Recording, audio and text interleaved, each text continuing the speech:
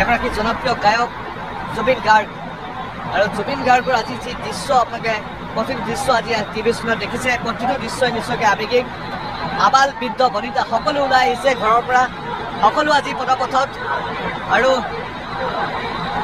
যেনেদৰে ঘৰৰ বাহিৰ ভাগত সকলো থিয় হৈ পেলাই সকলোৱে এইগৰাকী শিল্পীক শেষ কৰাৰ বাবে চাবলৈ বিচাৰিছে, সকলোৱে অনুভৱ কৰিব বিচাৰিছে এই শেষ যাত্ৰা। আৰু এনেদৰে দেখিবলৈ পাইছে যিহেতু কাহিনীৰ পৰা বাসগৃহত তেওঁৰ যিখিনি পৰম্পৰাগত যি নীতি নিয়ম, সেই নীতি নিয়মসমূহ কৰা হ'ব। তাৰপিছতেই এই কাহিনীৰ পৰা বাসগৃহৰ পৰা এই নষ্টৰ দেহ নিয়া হ'ব সৰু সজাইলৈ।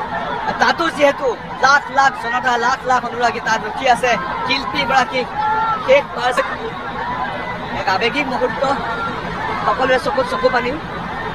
এয়া আমি দেখুৱাইছোঁ কাহিলীৰ পৰা জুবিনৰ বাসগৃহৰ ঠিক বাহিৰৰ পৰা আমি দেখুৱাইছোঁ যে কেনেধৰণে অজস্ৰ জনতাৰ যি ভিৰ, অজস্ৰ গুণগুণৰ যি ভিৰ। আৰু